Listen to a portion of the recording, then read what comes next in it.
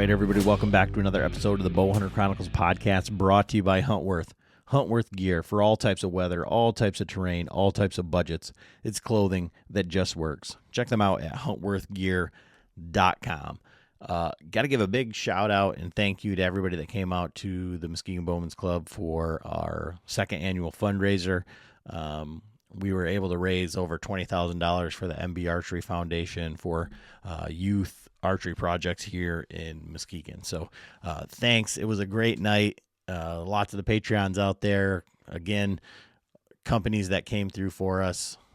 Big Shot, Water Feather, Latitude. The list goes on, and can't thank you enough. DH3, Deer Hunter Podcast, sent some of that stuff down for us. Painted Arrow, all of that. Just a great event. The Muskegon Bowman does have a shoot coming up May 31st, the week before the Boyne Tack. So there's going to be a 3D shoot out for that. And we have one of the caribou, same one that they're shooting at for tack. We ordered it like months ago, waiting for that to show up. And we're going to set that up at 111 yards. So stay tuned for that. Muskegon Bowman's Club definitely getting our 3D course back out for the summer. So if you're not a member, you can go out there. I think it's like $10 to shoot.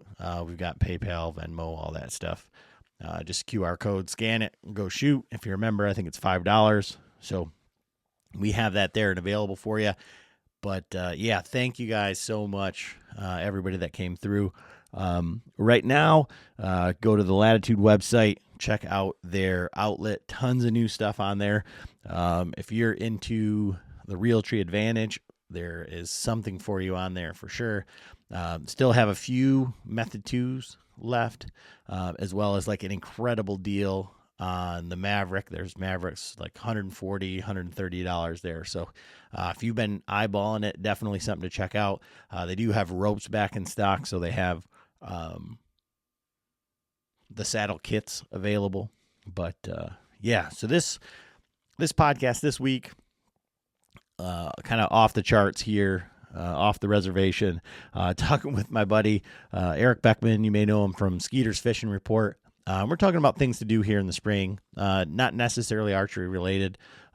We do talk a lot about bow shops, archery, hunting deer, and kind of like some parallels with fishing.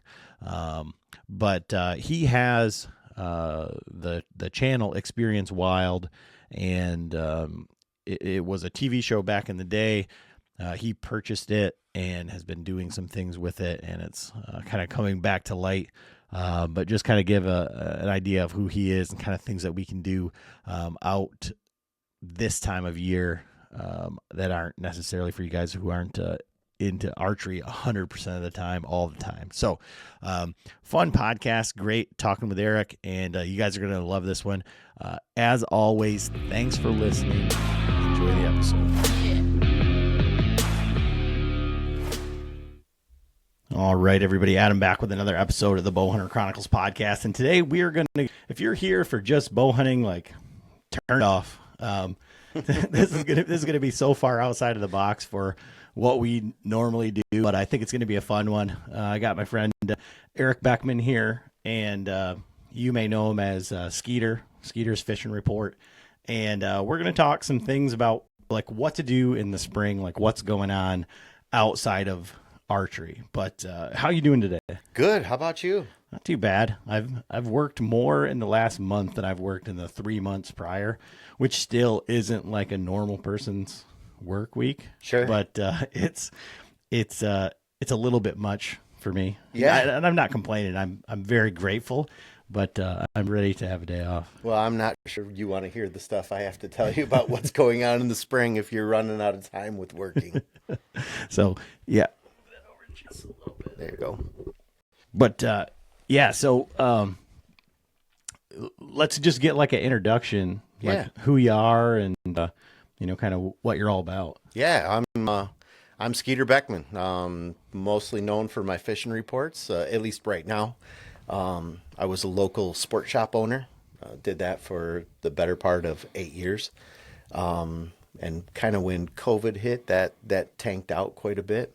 And we decided to move on. I continued with the fishing reports, working with a lot of the manufacturers for, repping fishing, hunting, just pushing the word out and moving product and sticking with good people who've got good stuff. So, how did you get into owning a sport shop? And it's interesting because, we talk about John and Angler Archer and his dad working there, and then Frank with Springs. And then we had, from our area, Armstrong's, which is Yep. the legendary if you ever were in there. Oh yeah. And then, obviously Johnson's up there. So Yep. how did you get into that mix? So I think I was 18 years old, 17, 18 years old. I worked at Angler. So I worked at Angler Archer, was a bow tech. Bruce Mumford actually owned it at the time, sent me to, so it was Bruce's Angler Archer at that point. Sent me to some archery classes for McPherson. That was when Matt McPherson and his brother split. So McPherson Archery didn't have to pay the rights for the solo cam when the solo cam first came out. Matthews did their, so Matt McPherson did his solo cam. Mike McPherson did his solo cam as McPherson's. So sent me in to learn how to work on those. That really took off the whole archery side of things. But we had a huge fishing shop. So pushing a lot of worms, a lot of tackle, got into rod building, really working the sport shop with Bruce. And that's where the kind of the love of the sport shop thing started. Fast forward, still going to Angler Archer, and I'm, in my early 30s, maybe not even 30 yet. And Angler Archer is passed on to Adam. He was running it, doing well, but it was time for him to get out of it, and it left a huge hole. So north side of the lake, I was looking at it going, all right, where am I going to get my bait? And going, all right, we're going to build a bait shop in my shed. And, it'll be our bait shop just for my buddies to use. And you start doing that and realizing that, man, if there's an available building, we're going to look at doing something here. We ended up purchasing a building. That was not what we wanted to do. Did not want to purchase, wanted to lease a building so we could get out of it easily if it didn't take off. Purchased a building, opened up Snug Harbor Outfitters. It went really well for the first few years. And we continued to do well for, like I said, the 8 years that we were in business. Once COVID hit and you couldn't really get tackle anymore. And that's right about the time that Amazon just really blew up. And it was guys coming in and going, hey, you don't have that, purple number 12 deep diving Rapala that I want right now. And could wait till Thursday to get it, but I want it tomorrow. So we're going to order that from Amazon. So at that point, it was like, yeah, I think I'm going to gracefully bow out of this situation unless you've got everything and front pocket financed and have a humongous bait shop. It was like, yeah, I got bills to pay. And it was never my full-time gig. So, it was kind of an extracurricular activity for me. I work in the environmental field and an environmental manager. Have done that for too long. I don't want to date myself, but it's too long. And yeah, it was like, we've been here long enough. We've made a name. Skeeter's Fishing Report was really, really popular. So it got us a lot of views. A lot of people came in. I've met a lot of cool people, run into people all over the place who know me. My wife absolutely hates it. So I think we were stepping off of a plane in Florida, and wife and I took a random vacation. So we flew into Sarasota, and my mom was staying on one of those little key islands. So we got in there and got off the airplane, standing in the airport. And I hear this guy go, Skeeter. And I turn around and I'm like, hey man, how's it going? And I think you hear that enough times that you really can't place a lot of faces, but people see you, so they recognize you, and you've been talking to directly to them. I mean, I'm talking to sportsmen, hey guys, it's Skeeter, and here's what's going on the lake, and they really take that to heart and go, Skeeter told me exactly where to go. This guy knows me. I have no idea who he is. Shake his hand. I'm like, hey man, you been out fishing? You down here on vacation? He goes, no, I live here in Florida. And I go, really? How do you know me? And he's like, my brother lives in Muskegon, and he turned me on to your fishing report. I watch it every week. And I'm like, yeah, that's cool, man. I'm glad you watch it. I don't know what the takeaway is that you have, but I'm glad that you watch it.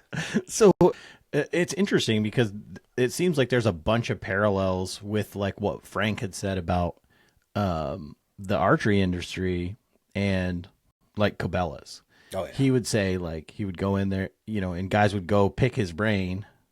They'd get all the information about like what arrows they needed, what broadheads, what stuff, and then they just go order it from Cabela's because it was cheaper, Yeah. or whatever. So like I guess maybe this is a good time to just talk about like, we see all of the things on social media here and there that say like, support your local bow shop. Like, if anybody's been paying attention and listening to like even what we've found with like the decline of like ATA because of, these, they don't, because of COVID, essentially, like they don't need to be in person to do all this stuff. So the bows just launch online, everything launches online. Yep. They don't need to do it in person. So like from your perspective as a business owner who did that both on the archery side and then into the fishing, like what would you tell people as far as like supporting your local shop, or like what should we be doing? It is it's important. It is important to visit your local pros, and get all your stuff from them. Those are the guys that are going to be able to take care of you personally. So if you've ever purchased anything online and had to return it, there is not customer service there. It's a sterile transaction. People don't understand what you went through or what you're going through. When you can walk into, well, I bought a bow yesterday. So I bought a new bow yesterday from Hesperia Sport Shop. I went in there and said, "Hey Jim, this is what I'm looking for, and let's talk about the inventory that you have, and what do you have of last year's inventory, and what can I help move off your shelf?" And yeah, I'm getting a personal experience. If I have an issue, I know right where to go back to. I can walk in. If you spend money with those guys, and I did it for guys. Guy shows up to me with a busted rod, and things are all trashed the night before the opener, and he's like, I got to meet my buddies at trout camp in a little bit, and it's like, all right, man, I'll meet you at the shop. I'll stay open late. We'll get this done. We'll make sure that you have a good time, because that's what we're there for, to make sure that guys are getting out. Now you're going to have those owners that are like, these are my hours. Like, these are my hours. This is when we're here, and that's what you're getting. I think you do still need to support those guys because they need to be there. They'll still be able to take care of you. I'm not saying that everybody's going to stay open late and, stay the night before the opener to get you set, but you have no chance of that happening at Cabela's. We made a lot of friendships in the bait shop, like sitting around that. I had that big oak table that's now in my basement, and, doing a podcast on. It's like that was the bait shop table. And we spent a lot of time around it, just BSing and telling fishing lies and tying lures, making arrows. Like, a lot of stuff happened there where you taught people things, you picked up things and learned things. You are not going to get that at Cabela's. Now, do they have the product? Absolutely. Do they have the same product? Not necessarily. So when you're looking for that edge, and you're looking for that lure that's hot in the day, you're not going to go to Cabela's. You want to walk into your local bait shop and go, what's happening today? Like local archery shop and go, what's the thing that's coming out that I'm going to be missing out on? You're not going to get that with the, I mean, 22-year-old kid, 20-year-old kid that's working the archery shop. Does he know a bunch? Probably. Probably knows a lot of things. Probably looks at it and says, I got to get rid of these things that we have here. I'm being told that these things need to move, and you might be getting pushed a direction that's not necessarily the direction that you want to go. So, it's I like getting that that stuff from the guy that owns the pro shop that says, hey, I talked to this rep, or hey, I've talked to these fishermen or these hunters, and this is what you need to have. This is the direction things are going to go. Don't get that, because we're going to be sending those things back. Those are coming off. I'd rather have those open, honest, and look somebody in the eye and go, I was in here last year to buy a bow. So I'm talking to the same guy that I've done that transaction with before, and he knows me and knows if there's an issue that I'm coming back. What would you get? A bow lift. Okay. Yeah. So I got the last year lift. So Jim had one left there. So if you're going to his Superior Sports Shop and looking for the 33 lift, it's not there. I own it. Yeah, and so again, like if we're gonna like draw some parallels here, you're talking about the fishing report today. Like, first of all, how the hell do you know that if you're not able to fish every day, or like whatever, maybe you are. Yeah. And then like B, what about like all this stuff that we see in hunting and in fishing, like the secret spots, the secrets, like how do you play the two, like make sure everybody's getting fish and not giving away the secrets and, and not being able to fish every day? So when you're trying to draw a parallel between, the secrets of hunting and the secrets of fishing, it's a completely different world, because you're talking about, and it's changing with all of the sonar that we have now and live scope and things like that. So yeah, if deer hunting was underground, like it'd be similar, like if we were hunting moles in the backyard, you'd go, this is the spot. But when you're hunting deer and go, okay, now we've got a field of view and we're up top, and, you level the playing field a little bit. Same with ice fishing, you go, you take away boats, you take all the cool electronics away, you leveling a playing field. You don't want to give too many secrets if you're a top secret ice fisherman. You don't want to tell me anything if you're a top secret ice fisherman, because I'm going to spill my guts. But there's always a spot on a spot. It's that you can always go to an area, and we do it in the hunting world, in the fishing world. You go, hey, if you go to this area in this state, this is where we've all looked through our computer to say, where the most Boone and Crockett's come from. And you go, oh, it's this county in this state. Buffalo County, Wisconsin. Yeah, that's it. And you go, it's right here. And then you go, okay, so what is making them do that? And then you get the guys that go a little bit more in depth, and they're couch scouting, which I love to do for both fish and deer. And you're looking for, okay, so who's posting pictures of things, who's catching what where, who's hunting what where. You can be a little bit more loose with the fishing stuff, just because you can know the spot, but you still got to know how to do it to actually be on that spot on the spot. Okay. Well, and it's funny because, it's crazy. I think this is like the second podcast of the year that I've talked about fishing, and I think it's probably like the fourth and 400 episodes that we've done it. But my daughter was fishing, like, they kept leaving me alone with the, like, hey, just watch that rod. I'm like, I don't have a fishing license. I don't plan on buying a fishing license. So I had to go online, buy one real quick, because I was like, God dang, I'm going to be in trouble.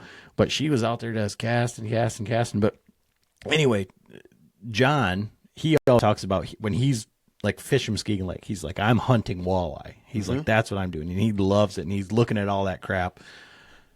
I could care a lot. Like, but so you don't think that you're giving away any secrets. You're just saying, like, if it were deer hunting, you're just saying, like, it's November 4th and, they're chasing. You Yep. look at those benches, you're going to be looking at those pinch points I don't even know if I'm going that far. Like Okay. like that would probably be really in depth. I'm when we look at a lake and as big as our lake is here, and all the smaller lakes in West Michigan, I might tell you the lake that it's happening. If they're a big lake, I might tell you the general area that it's happening. And then it doesn't take a rocket scientist to figure out where everybody's fishing when you get out there and look at a bunch of boats.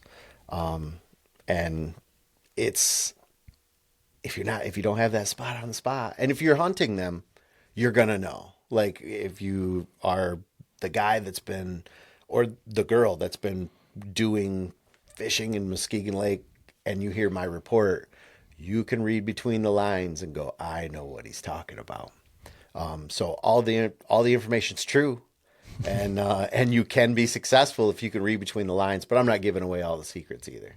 I'm just getting guys in the general area because I want them to be successful, but I don't want the guys that are being successful to be mad at me with how much I'm giving out.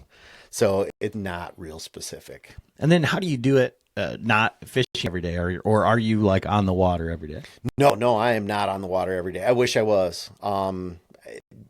Time is limited, and when you get to a situation like we are now, spring, and it's like, okay, we got turkeys. I got kids, so I've still got a little one, and grandkids too. So they've got to get outside. We've got mushrooms are popping up. Got to get out and find those, and then fishing on top of that. So then once you get into the fishing realm, you know, if you're looking at fishing as a whole, I would say bow hunting is a niche. Like it is a very slim market, and it's a huge market, but it's slim. You start talking about fishing, and now you're talking about the whole world. So you've got just here, you've got Lake Michigan, so you've got all your open water trolling stuff. You've got the surf, so you got guys out there doing that. You've got the lake, which is all your warm water species that everybody's going after, and there's 20 of them out there, and 12 of them you want to eat. And then you go to the rivers, and you're talking about all the trout in there. There is a wide range of stuff that you can do. If you want to be a multi-species, well-rounded sportsman, there is a lot of stuff to chase right now. So can't really be on the water all the time, but over the years, I think what's made me successful is I have developed a very large network of people. I've also developed a large network of people who are super pumped up to give me information. And I make sure I follow back up and I go, hey man, that was your tip. That was you. They've given me good advice over the years. They always send me pictures. Like I've always got some sort of a verification before I start throwing out that info and steer guys the wrong way. I think in the beginning of the bait shop, there was a couple guys I had to have, I don't want to say internet conflict with. And I got the comments that were like, hey, this guy just wants to sell bait. So he's going to tell you that things are biting. And it's like, I'll tell you when it's not going to. Like, I don't need to sell you 12 worms. And I remember one guy specifically, I had to go, all right, look, man, if you don't believe me, I'm not giving you the spot on the spot, but you come out and join me this Saturday. I will buy all the bait. I'll take you right where I'm doing this, and I'm gonna whoop your ass doing it. So you got to know how to fish. You can be real brave from the couch looking at your ice fishing stuff, but if you want to go out, like we'll go. And I kind of did that publicly and said, let's go. We'll make a video when we're out on the ice. And he kind of backed off, and I didn't really hear much about that anymore. And I think it put a lot of people's mind at ease that I'm just trying to hand out information and help you be successful. Yeah. And I think even like with like what we're doing in a lot of the podcasts and things like out there, like it's funny because over the years, everybody, like some of the comments that I always get are, I'm coming for your title as the world's worst bow hunter. Or people are like, you're not the world's worst bow hunter. Like, look at, and I'm like, well, I've learned so much, but it's so much easier to be like humble and to be like, hey man, I'm trying to learn through this information too. And because there are people who just want to be the expert. And I mean, if you think you're the expert, then you're sadly mistaken. It doesn't matter who you are.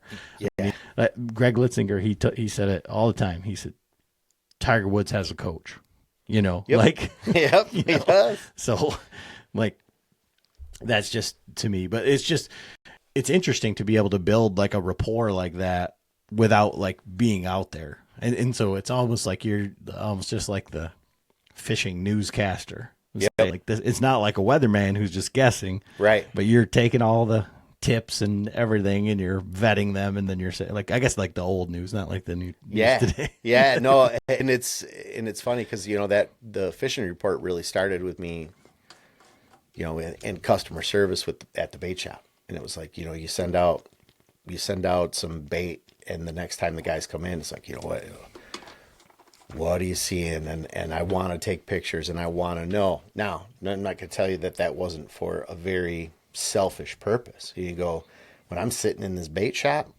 with not being my full-time gig, and you have to be seen being the owner of a bait shop and go, all right, I'm working 50 hours a week, plus I got to be at this bait shop. If I get one moment that I'm going to be able to go out, I need to have good information to know exactly where I'm going and exactly what I'm doing, because I want to be successful. I don't want to own a bait shop and give up all my free time to go sit on a lake to try to catch perch and to have guys go, well, they were hitting yesterday. I mean, I think I made shirts that said free bait yesterday. You get a little bit of old information and it's not good. So you gotta stay up to date on that stuff. So interestingly enough, I think that same thing about cell cameras, because that was, unless it's like accessible right now, that's like yesterday's information. Yep. And I think when they weren't cell cams, we would process that information. We would look at them and we would say, okay, well, I'm going back through, oh my gosh, there's a buck there. It was this was the wind, this was everything. But if you get that picture today, you're like, oh, I'm going there tomorrow. Doesn't matter. The wind's going to be similar, like whatever, but I'm going there. Well, he might not be there. Yeah. And there's a spot, and we have all done it. It doesn't matter. It doesn't matter how many times I say this. I sat in a rainstorm and a buck that I should have killed, where I always say I should have shot at, because I'm not, I'm not that guy, was right where I thought it would have been. And I would have been sitting there had I not got the picture the day before. And I sat in a rainstorm waiting, and it was like just miserable, awful. Yep. And, but I think that the same thing, like with what you're saying. And I think that, a lot of guys use that cell cam, like as I want as much, I can't spend all that time out there. I want to do it. I want to live.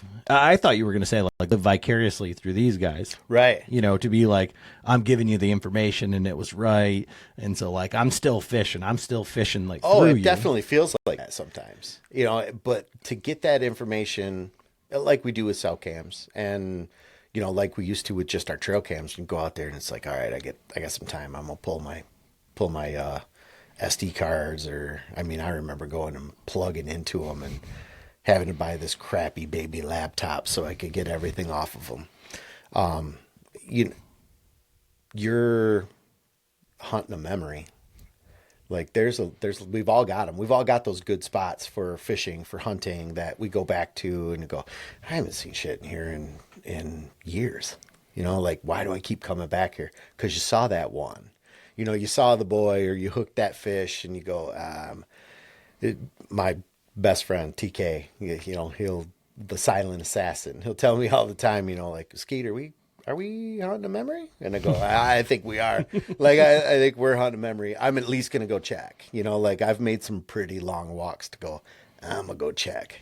I think I've got a new one of those spots, too, and he'll probably kill me this year when I go, I'm going back there. I had a 7-yard poke into a really nice buck, and I ended up one lunging it and coming out the brisket because it was just way too close. And but it was a giant, and I had to sit through the rainstorm while the rainstorm came down and washed all my evidence away, and knew I was going to push him. But I'm gonna go hunt that memory.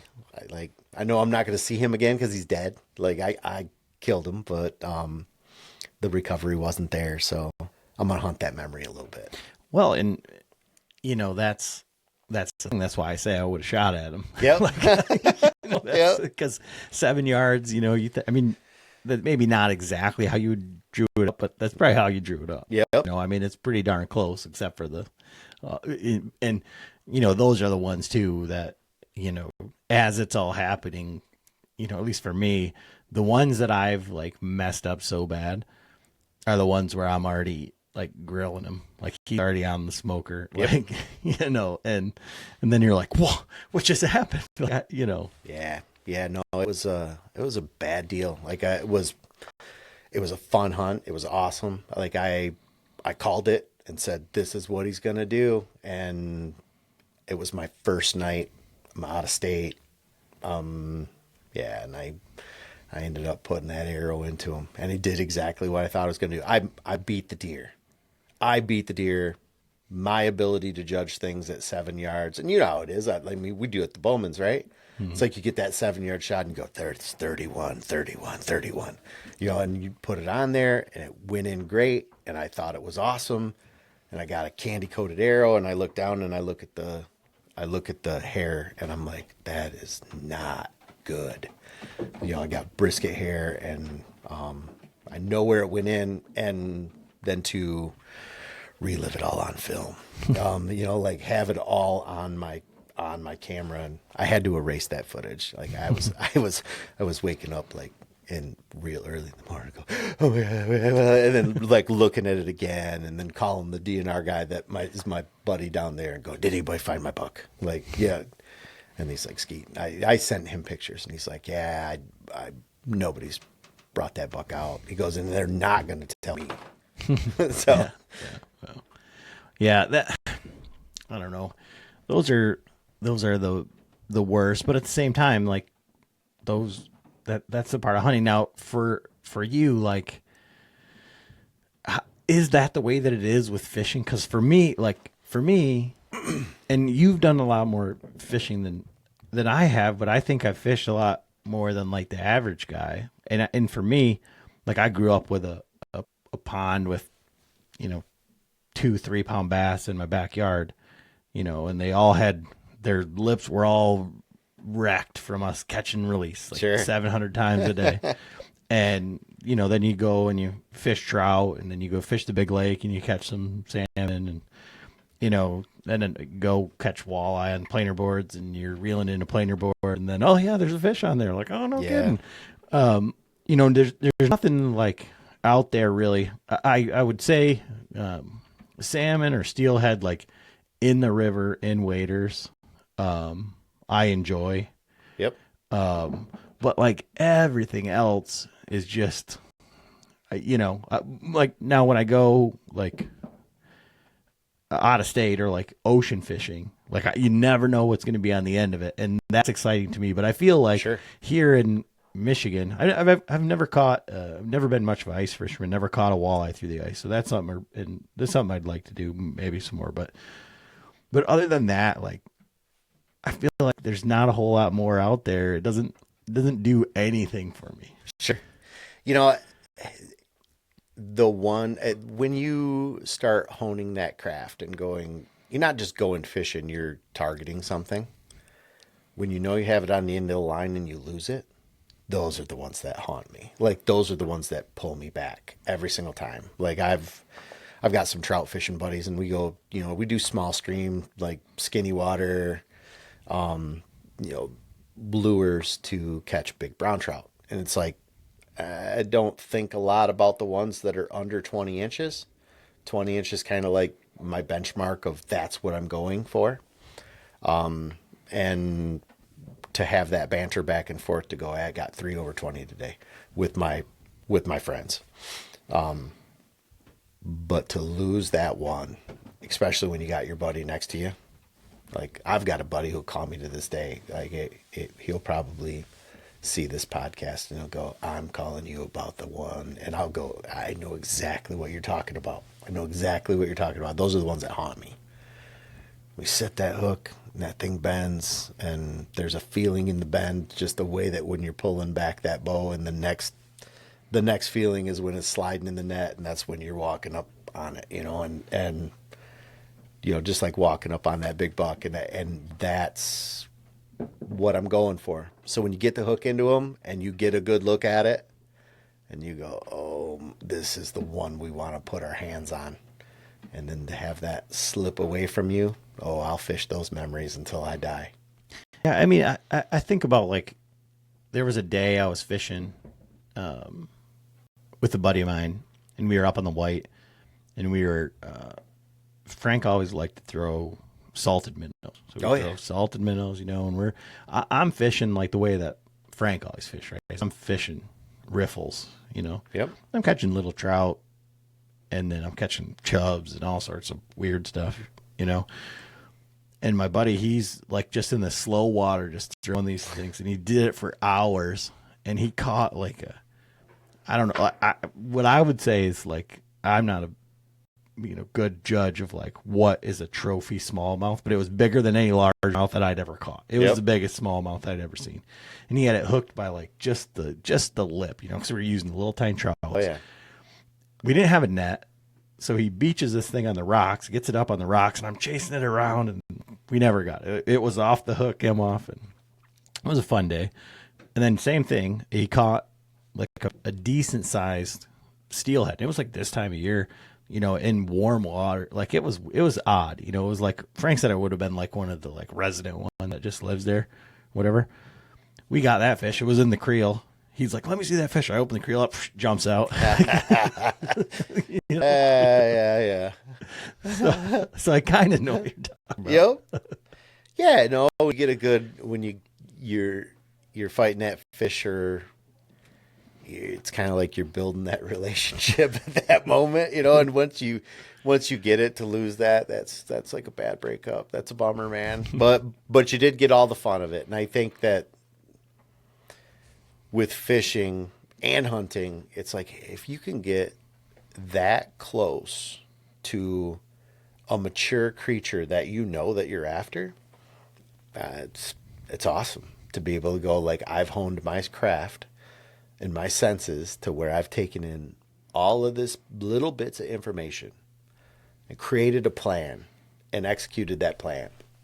Do you get like creative with that at all? Because like I've got a buddy, and I could tell you the spot, and you'd know exactly.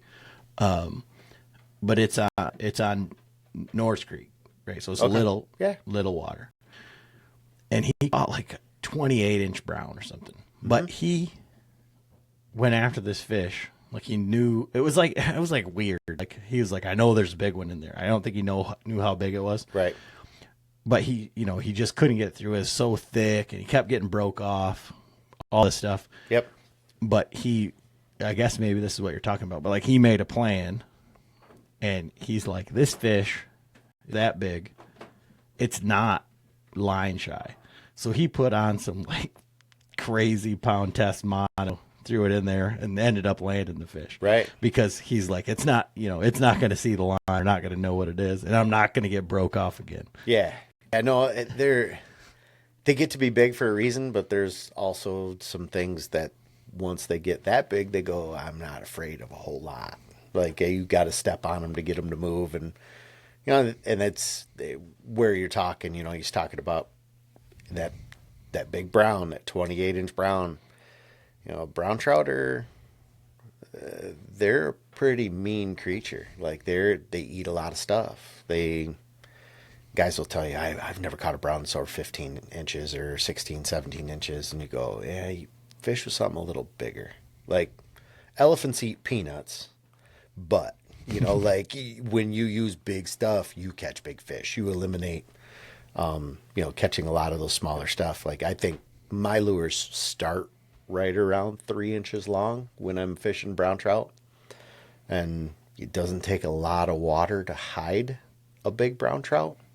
It's like I had my buddy go, well, what am I looking for? I'm going to go small stream. I'm going to go small river. And where do these things hide? And I go, I don't know. Where can you hide a 2 foot long, 3 inch piece of PVC pipe? Like everywhere, like they're all over the place. So you can hide it anywhere where there's water moving over that fish's gills, and you're gonna find them. So, but the cool thing about browns, and we've done it multiple times. I don't know if you know Eric Wright. Eric Wright does some staff stuff for some of the same companies that I do, and we fish together brown trout. So, I was telling somebody this today. So, 2 years ago, I'm fishing a river opening morning for browns. Catch a brown, take a picture. This thing has a tail that is half cut off, but 23-inch browns are nothing to balk at. So, like the cameras come out, we take pictures, we get the video release, and we get to really take a look at this fish, but put it back in a timely fashion. All good. 7 weeks later, Eric sent me a picture. And he goes, I caught your fish. And so he caught the same fish, and I go, where did you get it? And he goes, 50 yards from where you caught it. This is in a moving river where things are changing all the time. He caught the same fish within 50 yards. Just thought, is that a fluke? If you're a fisherman, you go, one's a fluke, two's a coincidence, three's a pattern. Like if you can repeat 3 times, it's a pattern. And then we did the same thing on a different river. He caught a fish, took a picture. Brown trout are uniquely colored, so when you get down into it, I think Ron Burmer does that to me all the time. I'll send him a picture of a fish, and then he'll send me a picture of a dot on this fish. He goes, "This is the same damn dot I caught this fish." But we were fishing a river, and it was a beautiful fish. It was actually a 24-inch fish, and took the pictures. Eric sent them to me, and I go, "That is a stud." And he goes, "This is where I caught it." And I went, "Fantastic." 2 weeks later, I'm in there, I catch the same damn fish.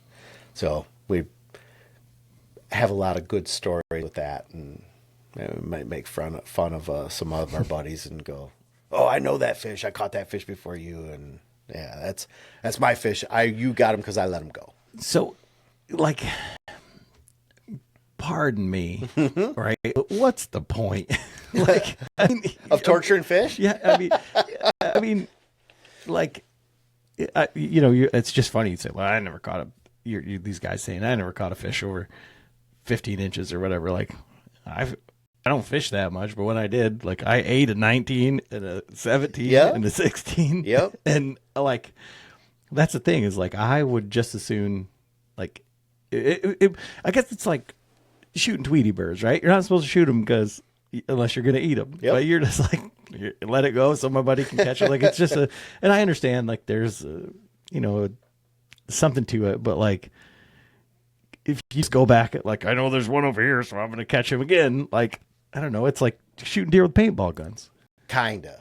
Kinda. Now you're still talking about you're going to have to get close to those deer. So understood. And I think if anybody ever outlawed hunting, there's probably going to be a lot of white-tailed deer with some paintball marks on them. Like, I think it'd still go out. I think it'd still go out and do that pursuit. Because again, for me, it's that chase. It's that building that plan, taking all of those tiny little things that you go, the river I was on yesterday, it's like, all right, it rained 2 days ago. It's cloudy. I know we got to get in here because I know we can catch some good fish. And we went to a river and we didn't catch much at all, like compared to what I normally do. And I found some boot tracks and then I tried to talk myself through it because it's like one of those commitment spots. Like once you get there, you go, we're either fishing here or we're not fishing. So it's like, all right, we're going to fish it anyway. Hopefully these are just some guys that didn't know what they were doing. They must have stomped through a lot of holes because things were still a little bit stirred up. And, I ended up with I think a 19-inch fish and didn't really hit that 20 mark. And not that it wasn't a great day because we got to see a lot and we got to spend the day on the river and it was nice, relaxing. But I take all those little things that I've gained, those people that tell me things that get said on the fishing report, and you put that all together to go, Saturday morning is my time. and I wanted to be successful. I was actually hoping to do a catch and cook, and I released all of the fish that I probably should have cooked, but that would be for another day. I forget. I was talking to somebody else about this, and it was another one of these things that was like, what's the point? Like, where, if I'm only going to cook them if they're this big, you know what I mean? Like, and I understand, like, for some species, there's like slot fish. Like, these ones don't taste good. These ones are bad, but this is kind of where these are the eaters, Yep. But it just doesn't, I mean, what if you wanted to cook one, if you wanted to eat one, you just wanted to eat a big one or what? No, it wasn't an eat a big one. Like, so when I'm going out there, I'm going out there with a specific plan. If I'm going to do a catch and cook, like I love eating fish. I like eating brown trout. I love eating brook trout. Like I'll prefer a brook trout over a brown trout, and I'll take a coho over a king. But when doing a specific, like I'm gonna go do a catch and cook, I had a plan. I mean, I was like, this is how big my pan is. I need 2 brown trout that are this big. Like I arrogantly went, here's my plan. This is what I'm doing, and that got humbled hard. So, especially when I took a buddy with me and I go, around the bend, this is going to change. This is going to be a completely different animal. We get right up here. And we did exactly what I wanted to do, and the fish were not there. Now, is there like parallels there with like you're hunting with like the over scouting? Like, the next spot. This looks like a really good spot, but that over there that might look a little. Yeah, better. No, so we're covering a lot of river when we're doing that type of fishing, but similar to like lake fishing, you can, if you over scout for fish or for deer, we always say you don't leave fish to go find fish. So if you over scout, you find, when we're doing even scouting for like tournaments, for fishing tournaments, you go, I'm looking where there's not fish. Like I'm going to eliminate water. I know exactly where fish are, but I'm going to just make sure that they're not in other locations. Yeah, that having too many spots, kiss of death. You'll leave fish to go find fish, and you'd be bummed out. So, we've talked a bunch about fishing, and that's fine. It's fun conversation. But one of the things that you also do that I'm pretty interested in, I haven't it doesn't necessarily go along with bow hunting, so I just haven't had the opportunity, is like foraging. Oh yeah. Like I've got a bunch of books, and my brother is pretty into it, and he'll go and get this, and I can identify plants pretty good, but like you're doing things with like, I think you make like some ramp butter and mushroom hunting and all that stuff. So talk a little bit about that. Like, how'd you get into that side of it? Oh, I think it starts with morale. It always does. Like for me, because if you're a bow hunter or a brown trout fisherman, you go, this shit's really hard to do. So like but you can take anybody to do it. And you go, I'm going to go after morels, because that's what people are doing in the spring. And you find a couple, and then it becomes a disease, and you are just become addicted to it, because here's the trophy. Here's the thing, the one thing that everybody's out there after, and people are talking about on the internet and in these forums and saying, morels are popping, and then you're getting to throw in some of your knowledge when people go, it's too cold. And you go, it's not too cold. I took temperature readings, and the soil is this, and I check my spots that I know, and I found these baby blacks, and sending pictures to my buddy of these morels that are big as your pinky nail, and going, we're going to see if these things grow or not. And then all the old timers will tell you, they're like, a morel pops out of the ground, that's as big as it's going to be.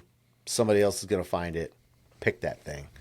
And then there's other guys that'll tell you, like, here's my time-lapsed video that I watched this thing. And they don't, from the time you find them to the time they start shrinking and drying up, it's actually not a lot of growth.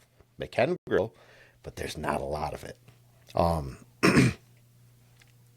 It just kind of happens. They just kind of show up. See, I don't think I've ever like actually went like, oh, we're going mushroom hunting today. Mm-hmm. I've been out and like looked for mushrooms. Like if I was somewhere and I was like out in the woods and I'm just like, oh, let's see if there's any mushrooms around here. But I don't know what I'm looking for. Sure. The only ones I've ever found are like at my parents' house, like along the ditch or like up in some pines. Like, oh, there's a mushroom. Found one by the pool. But it's just like happened upon them. Never like these fields of mushrooms. So like in those times that you're talking about, like what is the time frame? What are the factors? And like, where would you find it? I mean, you're talking about like soil temperatures and all sorts of stuff. That's just getting like into the weird science of it. That's nerding out on a mushroom. Yeah. And it has a lot to do with temperature and moisture. So I was out last weekend looking for mushrooms and it's too dry. I found a couple, but I think that's the maddening thing about morels. I can tell you exactly where to go find them. You know, you're looking for mature woods. You're looking for your popples that got some oaks mixed in, some ash. Then you start like, you get to the bottom of an ash tree that's in a dying popple grove and start following the root system away from the tree. You're going to find morels. It's going to happen. But are you there at the right time when they have popped up? So, you know, your black morels and your white morels, and then every color phase that comes in between that everybody argues about and says those are brown morels, those are gray morels, and you go, they're all the same species. There's two of them, and there's different color phases of them. But yeah, you're gonna get. Then you got guys that say hey, apple orchards. Apple orchards are fantastic to find morels, old apple orchards, but you'll find those a lot later because they're whites, and whites don't pop up when blacks do. I found blacks in the snow. So, you know, we had one of the greatest spots in the world that is now covered in condos right down there next to Fisherman's Landing. You know, that little energy building that went up. It was my favorite morel spot. I used to pick tons of morels in there. It's condos now, and I'm sure they enjoy picking some morels out of their bushes once in a while. But it was that was my spot for blacks. It's like you go there. I know I can go in there and walk in, do a quick scan, bounce out. If I can't find them, I don't even need to check all my other areas that are around. That was my litmus test. It's like, go in there. If I can find a mushroom, it's time to go everywhere else. And what are you looking for like time of year? Because you're saying, okay, right now it's too early. But like you see, like I think of morels as like shed hunting. Like I'm getting better at shed hunting. Yep. Morels, not so much. Yep. But I don't have like. I don't have trail cameras for morels. I'm sure people do. Right. But you get that check-in picture and it's like, yeah, there you go. But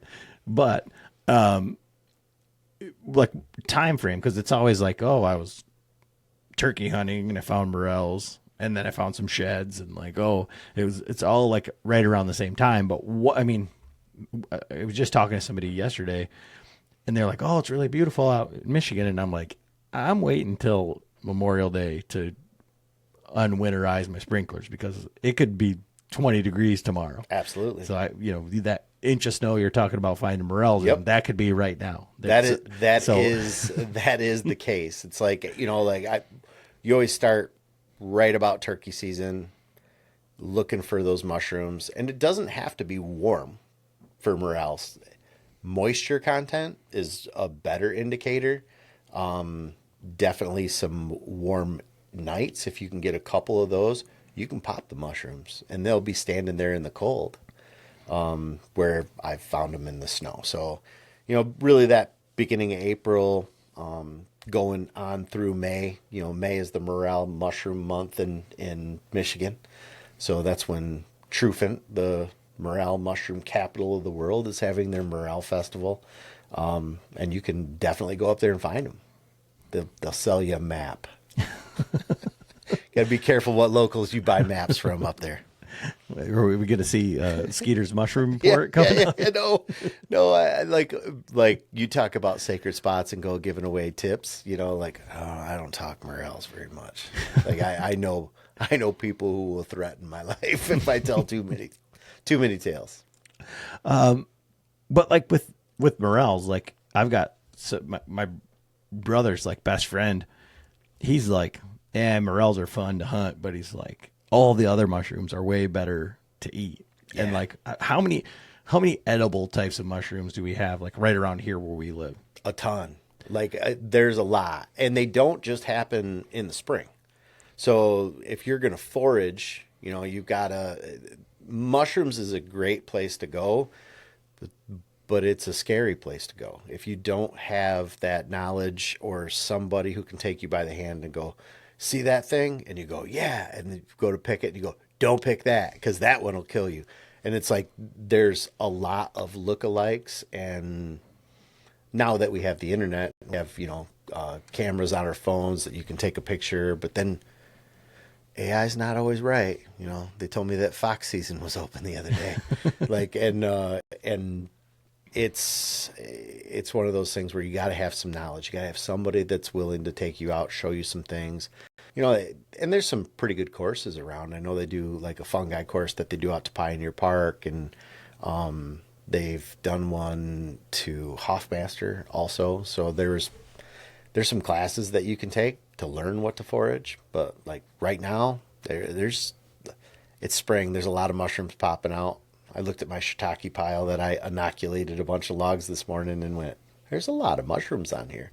So I had a pretty good bloom in the last couple of days. We're going to have to pick mushrooms here soon. Now, is that an indicator of like, because you've given these mushrooms like the perfect storm. Yep. I mean, that's what you're doing when you're growing your own mushrooms. But is that an indicator of like what's happening, or I don't even eat those mushrooms most of the time. Like I give them to my friends, and I eat a lot of wild mushrooms, but I only have that log pile so I can see what's happening. Okay. Like shiitakes act like a black morel timing wise. So I will tell you that I have it set up where I can go out there, take a look, and I'll go, oh, it's time for me to go look. So it's like, had a friend that had a bluegill in a tank, and he fed that thing. And he would look at it and see where he's at in the water column and how he reacts to the bait that he was giving him, depending on when he was going. And he was a bluegill fanatic. Like, it's time. A weird dude, but he came into the bait shop all the time and he'd tell me what Bluey was doing. So not the Australian dog on kids show. Bluey was a bluegill living in the tank. Yeah, it's funny because I'll like go around and it's fun. I think mushrooms are scary, but like being able to show my daughter like ramps, and then like even walking around the lake, like there's like right over here on the hill there's peppermint, and then just down the road there's like the wild onions or chives or whatever. Yep. And just to be able to see and like, oh, like that's a plantain, like you can eat that. There's mullein, you can like wipe grass with it, or you can make tea or a poultice or like whatever. But like I don't eat mushrooms, so it doesn't do anything for me. And it's probably why I don't go fanatic over like trying to find them. Yeah, no, and so mushrooms is a good one to start with. And then it really goes into foraging because, like, red stag sumac, we've all seen it, and it's easy to spot. You look at that sumac and you see that red horn of just fuzzy red horn that's on it, and you go, you can pick that and dry that thing out, and then take the seeds that are out of that red fuzzy velvety piece, and crush that and make a seasoning for a steak. You go, I'll try it. You can make a tea out of it too. Yeah, but the ones that are hanging down, not good. Those are itchy. Yeah, yeah. That's the sumac. Yep. So it's like, again, lookalikes, and they're out there, but you get the right one. Ramps are like you mentioned earlier, one that I go after every year. I make ramp salt. I make ramp butter. It enhances my cooking. I'm doing a thing. It's easy for my kids, like my kids grew up doing it, and now my grandkids and my last one, my 6-year-old, like she loves getting out there. give her scissors, and she gets out and she collects ramps, and they're real wild garlic onion kind of flavor. And we only take leaves. In my youth, you'd find ramps and you'd pick it and you go, we're gonna pickle these bulbs, and we're gonna make soup. And leek soup is fantastic. Leek and morel mushroom soup, fantastic. But if you can kill a lot of ramps really quickly if you overpick a patch. So when you find a patch of them, we always say go take 10%. And I'm to the point now where I only take the leaves, and I'm trying to take one leaf off the two leaves that are coming up. So trying to give the plant a chance just to continue its root system. Fun fact for all of you guys going to the Boyne Mountain Tech, we're back at Boyne, and through their courses, throughout on those side hills, there's ramps everywhere. So They're up. and if you smell onion or garlic while you're sitting there waiting for the next shot, you look down and it looks like almost like tulip leaves. Yep. With no flower. That would be That a good indicator that it might be a ramp. That is a good indicator. If you want to figure it out, it doesn't take long. I mean, it's a red stem. It's a bright green. It's the first thing that's up. Looks like a tulip, usually two leaves. Reach down, pick one.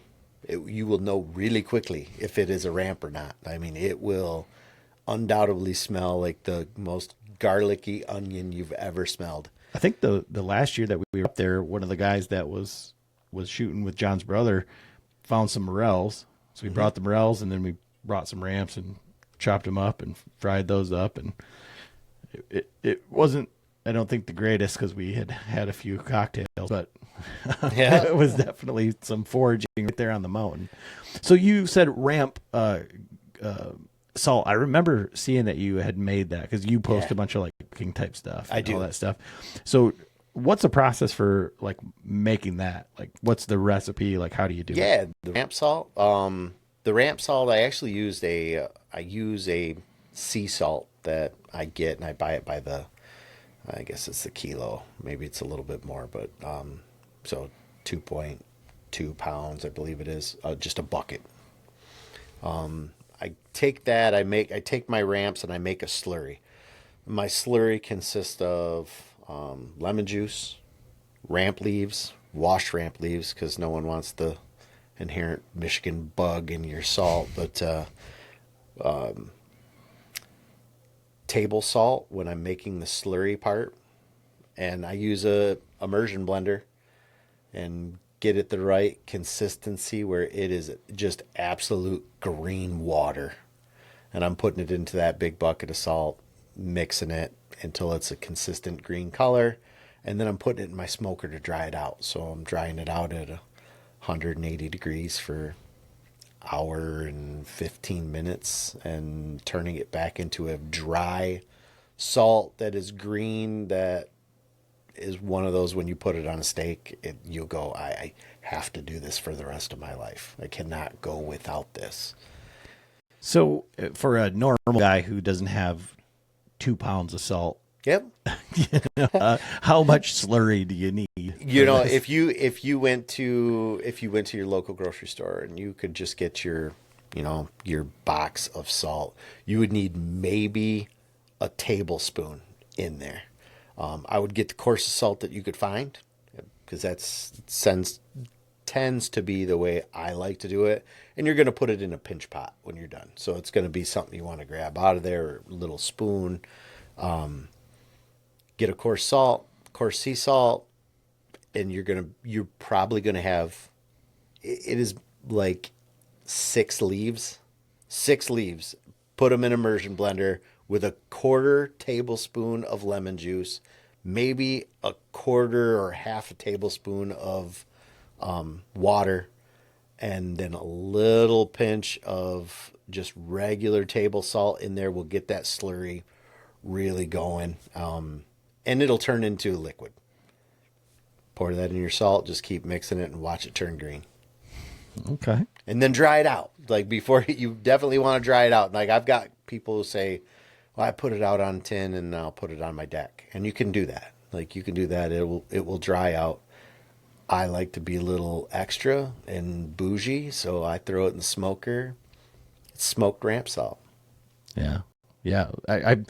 I remembered that you did the butter, but then now that you say that, it's like the salt. And I saw like the whatever video you posted, it looked like a gallon of salt. Yep, it was a Like, lot. It's a lot. it's like everybody's getting salt for Christmas. Oh yeah, and when you're that guy that does all the things that I do, and like my kids all know, they're getting ramp salt, and probably some homemade sourdough bread that my wife's making, and yeah, we're those weird people.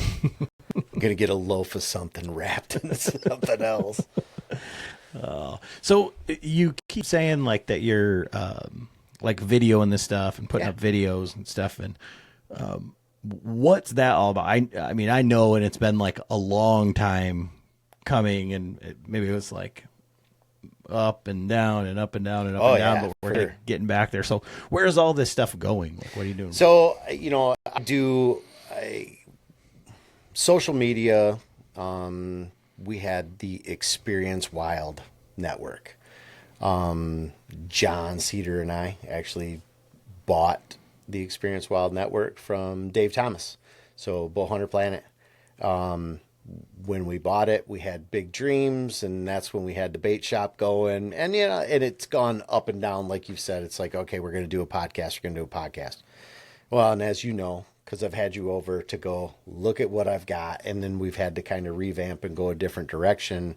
Yeah, all of this stuff has been for all the videos I've made that you've seen that I put on my personal social media or on Skeeter's Fishing Report has been really to hone my craft, to start the Experience Wild Network back up and the Experience Wild podcast.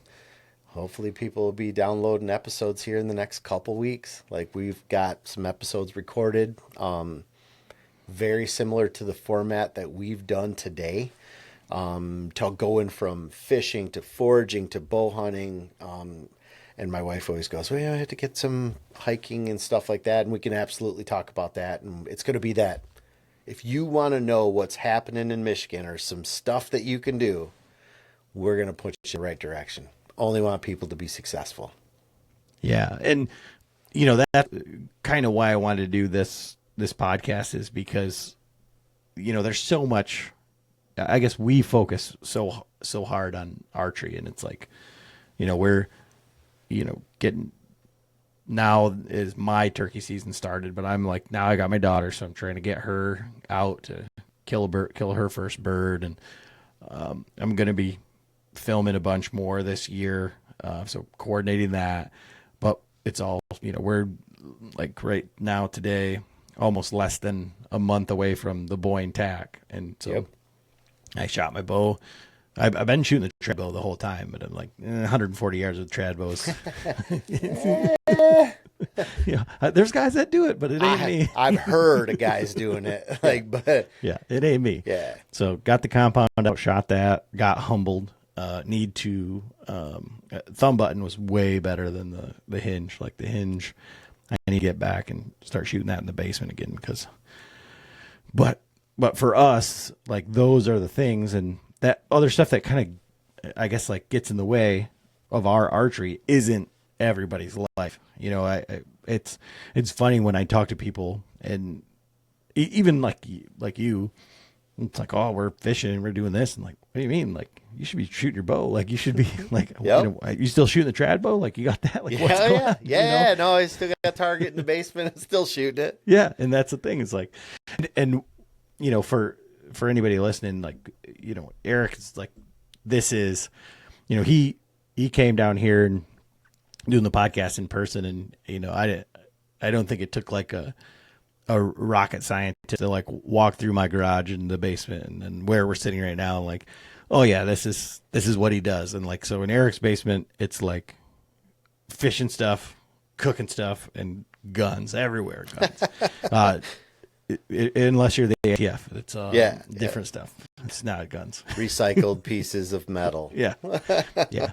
The rest of them, he had a terrible boating accident a while back. That's right. But I mean, the guy's like the real deal and been doing it for a long time. And to I don't even want to say like to start something, but like to kind of, I guess, like finish something, to finally, you know, start that ball rolling on the ball you built a long time ago. Yep. No, Right? and it's really like it's the end game for me, right? To be able to go. So I want to pass on some of that knowledge that I've gained from just being that ADHD sportsman that goes like, I want to touch it all. Like it's like I want to be the best predator caller that I can be. I want to be the best bow hunter I can be. I want to be the best rifle hunter, fisherman, and chase all these fish. You got to be a little crazy to do it all. And I've got a lot of things trapped in my mind, and I always have to have a project. It's like I have to have something to be doing. So the Experience Wild Network lives. I've got a lot of footage. I've got a lot of B-roll. I've got a lot of plans, a lot of storyboards, and a lot of things coming up.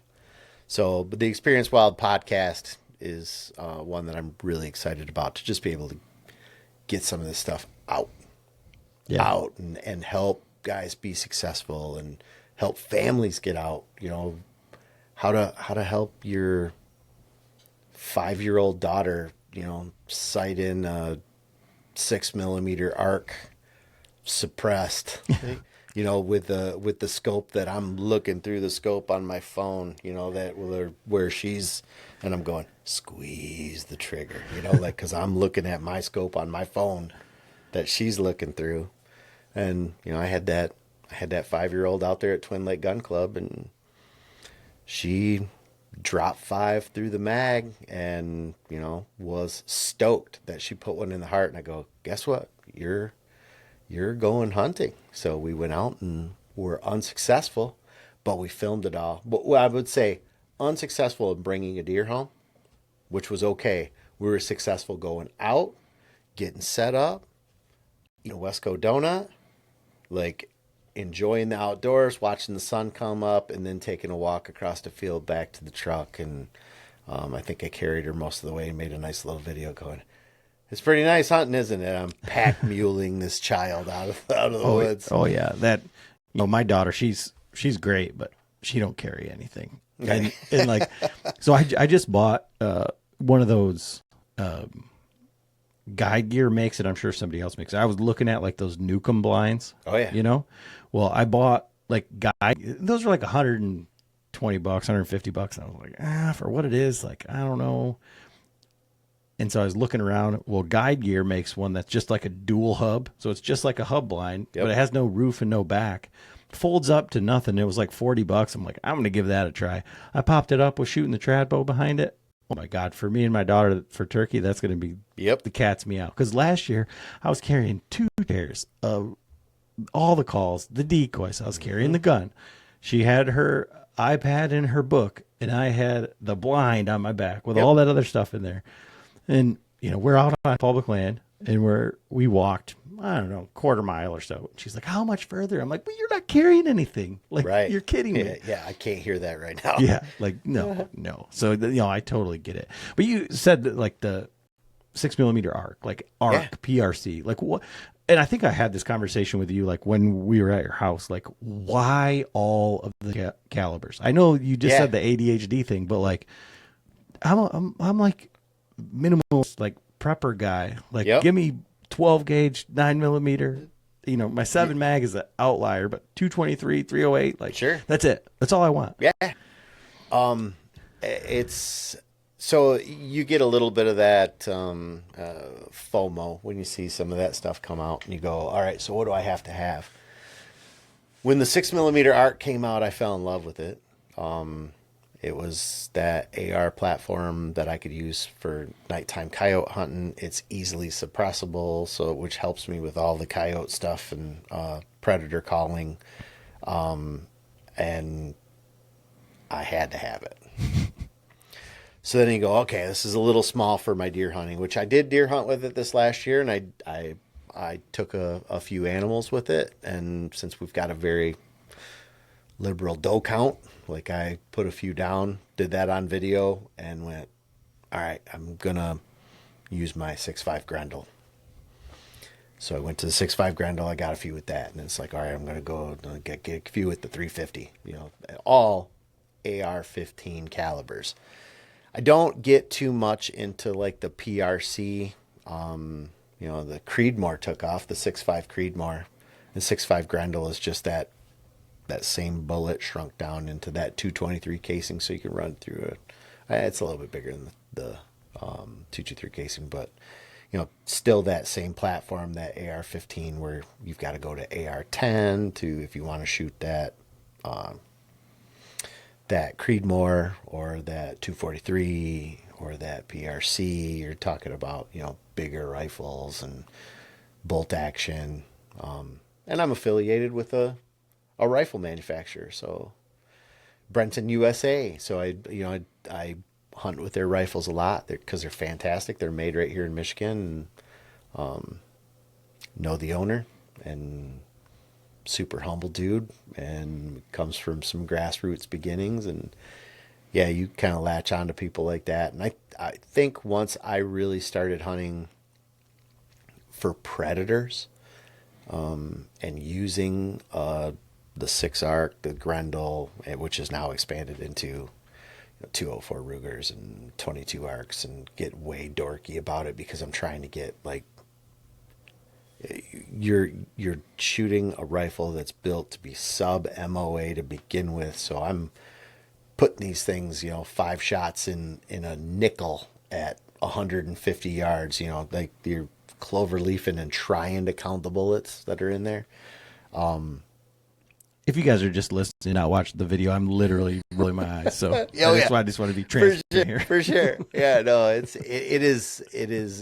dorking out on something again, right? So it's taking it to the weird ADHD level. But because I do that, I have a lot of knowledge that I can pass. And when people go, so if I'm going to hunt, I want to hunt coyotes, I want to hunt bobcats, I want to hunt foxes, and I want to hunt woodchucks. What should I get? And I go, well, what are you doing it for? Like, are you keeping fur? Are you hunting a coyote and a bobcat for the fur because you want to stay away from a 204? Like, those things are not fur friendly. Like, tiny little bullet, but it's coming out of their hot, it's coming out of their fat. If you want to explode woodchucks, fantastic round. So yeah, it's every one of them has a little bit different. And then once you get into that, you got to start selecting bullets, and you get the one that kind of falls in this category. You say, this is where I want it to ride. These animals, and here's how big they are. And we, take the animal that you're going to shoot is this many pounds, and we want this many foot-pounds, which you want to be double at the distance that you're going to be shooting it. You would kind of reverse engineer it and go, man, you fall in this category, And you talk about your 7 mag. There's a reason why guys went with that. It's like, yeah, I can kill an elk at 700 yards because that bullet, you take any bullet and it's still going 1,500 foot-pounds at 700 yards. You get any decent sized bullet, and then you got guys that'll say, I'll shoot an elk with the Creedmoor, and you go, nah, you can. It can be done, but you better be a really good shot. And it's not great for whitetail deer, but you want to select the bullet correctly too. So it's not just about, we used to all just run down to Meyer and, get the greenbacks, Remingtons, and go, yeah, just shove them in there.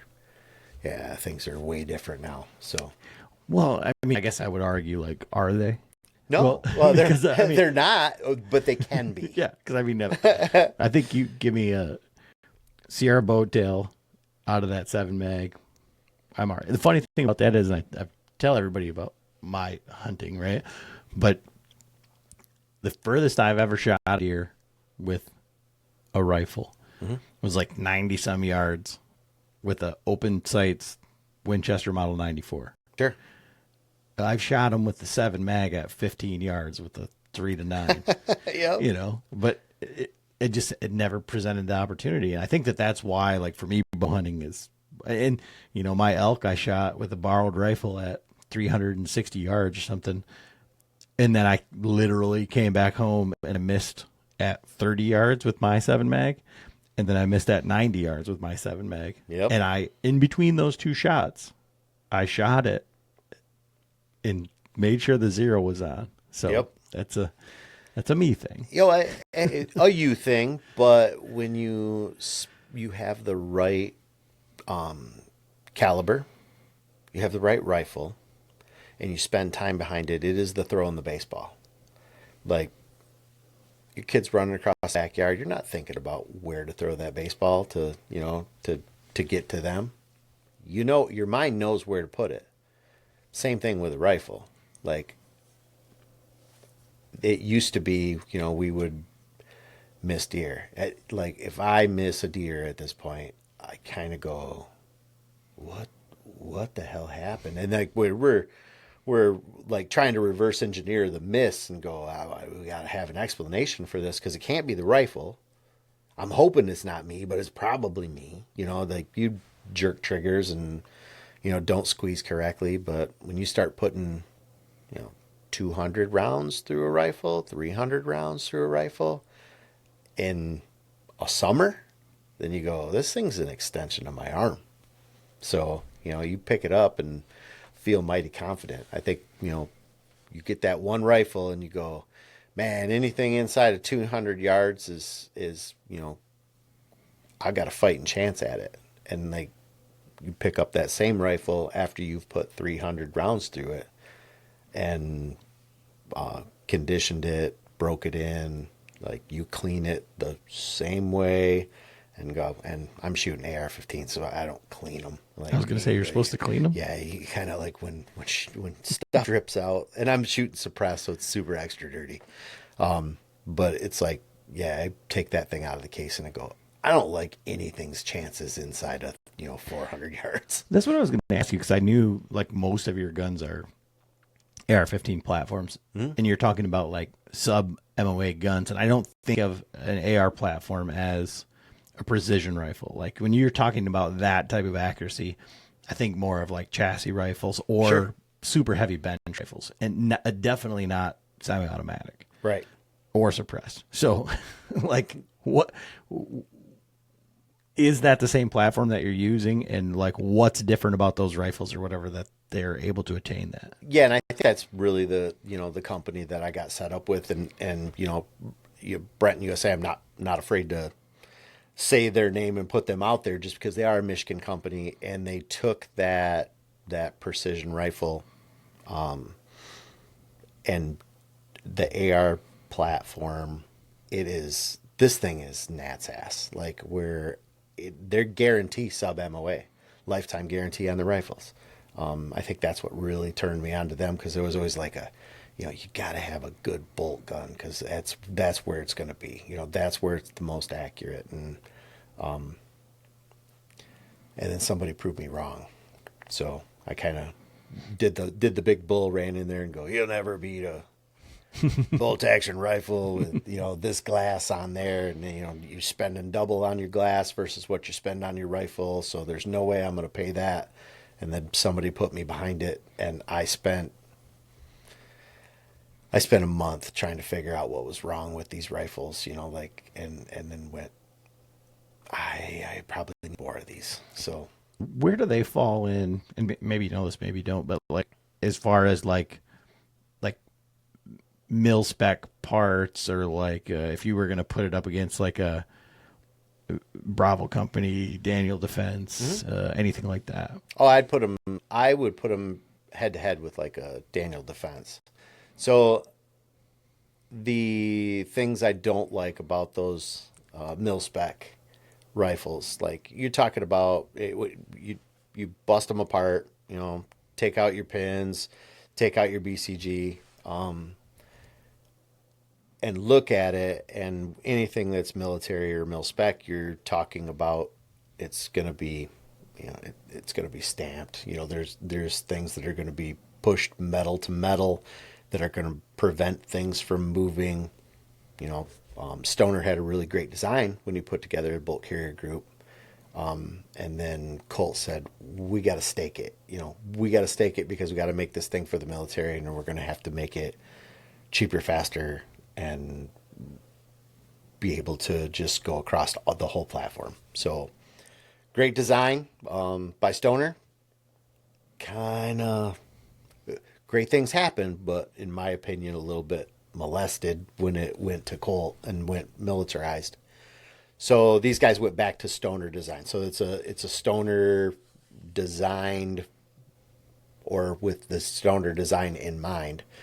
This is not a staked bolt carrier group. You don't have stakings on this rifle. Things can't back off. It's precisionally put together. When a bolt carrier is taking somebody that has it staked, maybe, 30 seconds, 60 seconds to get that thing put together. That one's getting put together by hand and tuned by a guy who's taking 10 minutes. So you see it in the price, but it's a different animal. And then everything that on those rifles are put together based on hunters. Like you can't drop a mag out of it. I mean, you press the button and you got to reach up and you got to pull it down. And they're all the followers that are in the magazines, they're all set for 5 rounds. So you can hunt with them just about everywhere, except Illinois. They don't like them at all, but we had to build some magazines that would only allow you to take 1 round. And because they let us shoot them, but we could only have 1 round in them. So we did that. There's oversized pins, takedown pins, a little bit of oversized everything. The forearm of that rifle is kind of designed to remind you of Grandpa's 270. So I think it was a Winchester 270 was what it was kind of designed after, and it's got that hunting rifle feel. Like I was never one of those guys that was my hats off to the military. Like military guys had a use for them. But then when the Milsim guys kind of came on, and they're like, "Ooh, he's got this AR-15, this tiny little sort of short thing. I got flashlight on it," and I was like, "Oh my god, why do you have that?" Or I got this laser sight and this and that, and this flashlight, and it's like, okay, I get it. It's cool. And then video games get I get it. I mean, because I'm doing my job and I am who I am.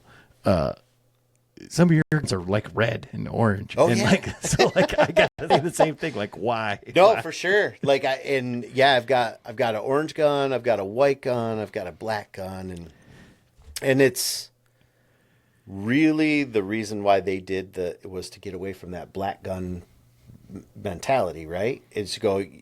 The only thing that Brenton could do is put wood stock on this thing to make it more like a hunting rifle. And I think it was one of those where you go, you gotta have something that's different. So they're like, no black. Like, we're not gonna do a black one. So even the midnight one that I have is like a gray with a silver kind of twisted into it. And if you think about it, if you're going hunting, like probably the worst color that you could have is a black one. Like you could hide a white one. Right? You got snow and even an orange one. You talk about fall, and a green one, a brown one. Black, I don't know a whole lot of things that are black out in nature. Everything else has got nature feel. So they wanted to stay away from that black rifle platform or look to it, and then you get me involved, and it's like Skittles. It's like, oh, I gotta have every color there is. So yeah. Like I said, I just gotta give you some shit. Yeah, you should. That's what I do. Well, I'm telling you why I'm rationalized it in my head. Yeah, just like why I want to I someday I'll have a suppressor like da da da da da, and then I was like, wait a minute, it'll fit on the 350. Ooh, oh yeah, so yes. Stella needs one. It's for her, not for me. Yeah, takes away recoil. Yeah, she earmuffs like hearing conservation and removes recoil. Yeah. Yep. Absolutely. So with Experience Wild and all that, when, how can people check that out, follow along? Yeah, Skeeter's the Fish Report, all that stuff. Skeeter's Fishing Report, you can find us on both Instagram and Facebook. That's relatively easy. Same thing with Experience Wild. If you follow either of those, you'll be able to get to the website. You'll be able to get to the podcast. Podcast will be where you can find Bow Hunter Chronicles. If you found Bow Hunter Chronicles, you'll be able to find Experience Wild shortly.